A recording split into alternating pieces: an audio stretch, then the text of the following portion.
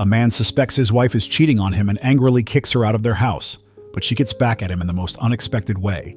You won't believe what happens next. Sarah was happily driving home from work one evening.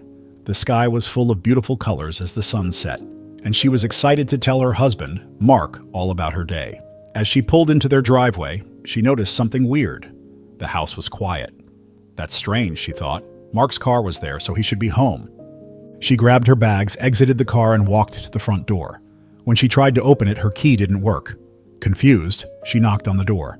Mark? Are you there? She called out. Suddenly, the door flew open. There stood Mark, his face red with anger.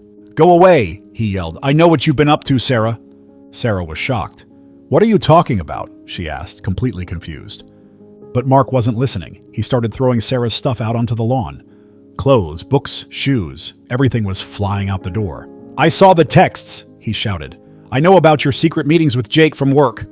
Sarah's mouth fell open. Jake? Mark, you've got it all wrong. We're just working on a project together. But Mark wouldn't listen. He threw her favorite sweater at her and slammed the door in her face. Sarah stood there, surrounded by her things, feeling like her whole world had just fallen apart. As she stood there, she felt a mix of emotions. She was sad, confused, and then angry. How could Mark do this to her? How could he not trust her after 10 years of marriage? Sarah felt overwhelmed with emotions, looking at the lawn scattered by her belongings. She knew she should ring the bell again and force Mark into a conversation that would clear her name, but she couldn't find the strength to do it. He had humiliated her to the point that she would never trust him, let alone respect him again. There was no going back from this. Tears streamed down her face as she slowly gathered her things, her hands trembling with a mix of anger and shock. She glanced around at the neighbors' houses, embarrassed at the thought of anyone seeing her in such a vulnerable state. With shaky hands, she began packing her things into whatever bags and boxes she could find. She made several trips to her car, carrying clothes, books, and personal items. Each item brought back memories and more heartache. Once her car was loaded, Sarah drove to the nearest motel, feeling numb as she checked in. The cold, impersonal room was a harsh contrast to the cozy home she had shared with Mark just hours earlier. By now, the anger had turned into sorrow and regret. Their marriage couldn't end over a misunderstanding. She still felt the sting of humiliation, but she was willing to put it all behind her. After settling in, Sarah desperately tried to reach Mark. She called him over and over, but each unanswered ring only made her more upset. She left voicemail after voicemail, her messages shifting from tearful pleas to frustrated demands for him to answer. Mark, please, she begged in one message. Let me explain. You've got it wrong about Jake. Please, just call me back. Hours passed with no response. Her calls went straight to voicemail, signaling that Mark had turned off his phone. She tried texting and sending long explanations, but the messages remained unread. Desperate, Sarah even called Mark's parents and his best friend, hoping they could help. But it seemed Mark had already spoken to them, making her out to be the bad guy in his version of events. As night fell, Sarah sat on the edge of the hotel bed, staring at her phone.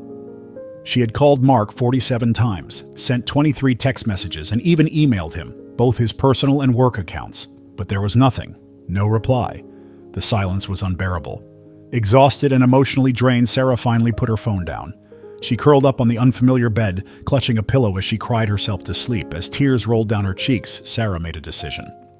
If Mark wanted to play dirty, she'd show him just how creative she could be with her revenge. The next few days were crazy for Sarah. Mark sent her divorce papers, and the process moved quickly. Shocked by his actions, she hired a lawyer immediately. In his anger, Mark rushed the paperwork, making critical mistakes. As Sarah reviewed the documents with her lawyer, she noticed his oversights. In his haste, he had forgotten about a small piece of land next to their house, the spot they had planned to turn to a garden someday. Crucially, this land was solely in Sarah's name. Her lawyer pointed out this error and other discrepancies in asset division. Mark's rash behavior had weakened his position in the divorce proceedings.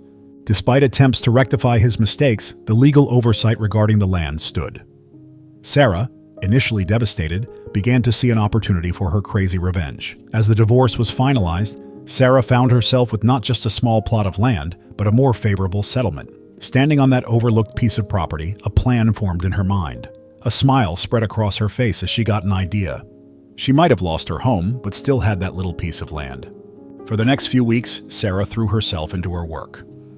She took on extra projects to keep her mind off her problems, but in her free time, she was planning something big, something that would show Mark just how wrong he was. One Saturday morning, Mark woke up to a loud noise. He looked out the window and couldn't believe his eyes. There was a construction crew on that small piece of land next door, and right in the middle of it all was Sarah, looking like she was in charge of everything. Mark ran outside in his pajamas. "What do you think you're doing?" he yelled. Sarah turned to him with a big smile. "Oh, good morning, Mark. Isn't it a beautiful day? I'm just building on my property. You know, the little piece of land you forgot about in the divorce." Mark's face turned bright red. "You can't build here. It's too small." But Sarah's smile didn't fade. "Oh, but I can. I have all the right papers here. Say hello to your new neighbor, honey." For the next few months, Mark watched in horror as the strangest house he'd ever seen started to appear next door. It was so narrow, barely wider than a hallway at its thinnest part. The noise from the construction gave Mark headaches every day. But what bugged him was how Sarah would wave cheerfully at him whenever she visited the site. As the house got closer to being finished, people in the neighborhood started talking. Some said Sarah was building a spite house just to annoy Mark. Others whispered that maybe the divorce had made her go a little crazy. But Sarah knew exactly what she was doing. Finally, the big day arrived. She stood on the small steps leading to her new front door. She stretched her arms out wide, smiling big. She was wearing the same dark sweater Mark had thrown at her that awful day. Back then, it had felt like the most painful betrayal. Today, wearing it felt like success. Behind her stood her new house. It was tall and skinny, with light yellow walls and a black door frame. All around the house were pretty green plants and a wooden fence on one side. Sarah spoke up as neighbors gathered to look at the strange new house. "Welcome, everyone, to the grand opening of the Sliver. That's what I'm calling my new home. Cool name, right?" The crowd whispered in amazement as Sarah continued. "Now I know what you're all thinking. Sarah, have you lost your mind? Why would you build such a tiny house? Well, let me tell you a story about a man who jumped to conclusions. A woman who lost everything, and how sometimes the best revenge is living well." For the next hour, Sarah told everyone about how Mark had misunderstood her work with Jake, how he had thrown her out without listening to her side of the story, and how she came up with this creative way to get back at him. By the end, even the neighbors who thought she was crazy were nodding and understanding why she did it.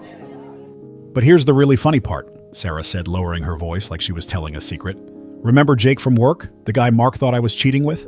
Well, it turns out he was working on a super secret project, a project that just went public last week, making our company worth a lot more money.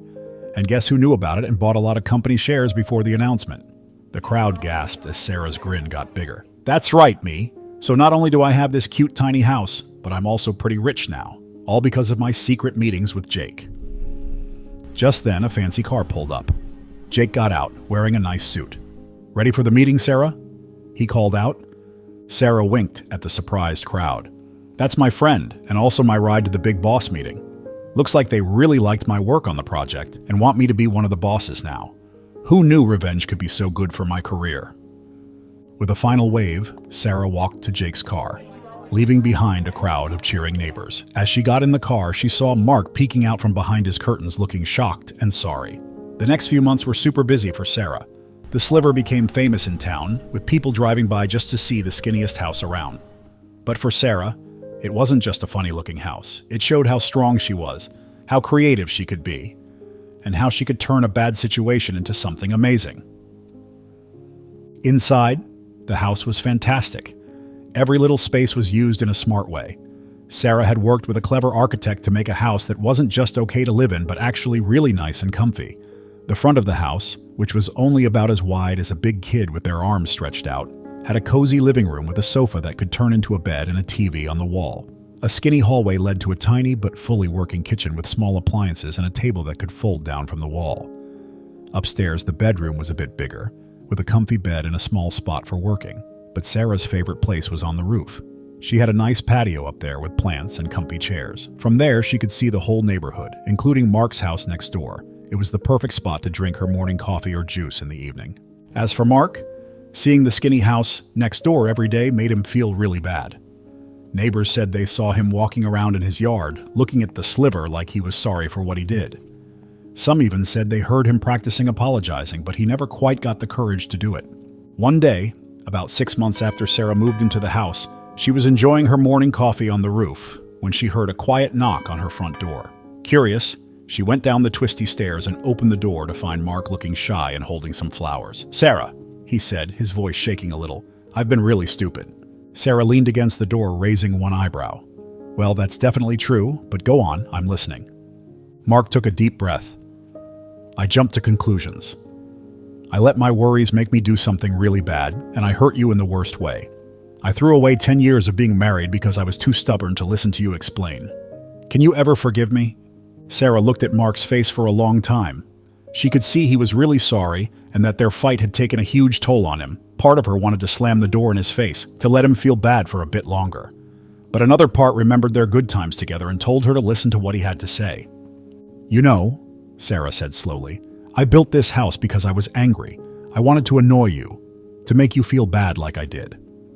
But somewhere along the way, something changed. This house, as crazy as it is, helped me find out who I really am. It showed me that I'm stronger and can do more than I ever knew." Mark nodded, his eyes getting a little wet. "You are amazing, Sarah. I see that now more clearly than ever. I don't expect you to take me back, but I hoped maybe we could start over. As friends?" Sarah felt like a heavy weight was lifted off her shoulders, one she didn't even know she was carrying. The anger that made her want revenge started to go away, replaced by a feeling of peace. "You know what, Mark? I think I'd like that." She stepped aside, waving for him to come in. "Why don't you come inside? I'll show you around the sliver. And who knows, we could finally plant that garden we always talked about. I have enough space left in the backyard." As Mark stepped into the narrow entrance, his eyes getting big as he saw how clever everything was designed, Sarah felt a smile coming to her face. This house, which she built because she was mad, turned out to be so much more than just revenge. It was a new beginning, a sign of how strong she was, and maybe a way for her and Mark to be friends again. As time went on, Sarah and Mark's friendship grew stronger. They didn't get back together as a couple, but they learned to be good friends and neighbors. Mark even helped Sarah with her garden, which turned out to be a big hit in the neighborhood. Sarah's success at work continued to grow. She became one of the most respected bosses at her company, known for her creative thinking and ability to solve tough problems. People would often point to the sliver as an example of her out-of-the-box thinking. One day, as Sarah was tending to her rooftop garden, she noticed a young couple standing on the sidewalk, looking up at her house in awe. She waved at them, and they waved back excitedly. "Excuse me," the young woman called out. "Are you the owner of this amazing house?" Sarah nodded, smiling. "I am indeed. Would you like a tour?" The couple's faces lit up. "We'd love that. We're thinking of building our own tiny house, and yours is just incredible." Sarah invited them in, and as she showed them around, she could see the wonder in their eyes. It reminded her of how she felt when she first came up with the idea for the sliver. "You know," Sarah said as they reached the rooftop, "this house taught me a lot about life. It showed me that sometimes when life gives you a tiny bit of space, you can turn it into something amazing. It's all about how you look at things." The young couple nodded, clearly inspired. As they left, Sarah overheard the man say to his partner, "If she can do that with such a small space, imagine what we could do." Sarah couldn't help but smile. Her little act of revenge had turned into something so much more. It had become a source of inspiration for others, a symbol of resilience and creativity. That evening, as she sat on her rooftop looking out at the twinkling lights of the neighborhood, she felt a sense of peace wash over her. She thought about how far she'd come, from that terrible day when Mark threw her out to now, where she was successful, happy, and at peace with her past. She looked over at Mark's house and saw him in his garden. He waved at her and she waved back. They had both learned valuable lessons from this experience. Mark had learned the importance of trust and communication, while Sarah had discovered her own strength and creativity. And here's the story of how a man angrily threw his wife out of their house, and she got the craziest, most inspiring revenge. Remember, when life gives you a tiny bit of land, don't just make lemonade. Build a house that changes the world. So what do you think? Have you ever turned a bad situation into something good? Or have you seen a unique house in your neighborhood with an interesting story? Share your thoughts in the comments below. And don't forget to like and subscribe for more incredible stories of how ordinary people do extraordinary things.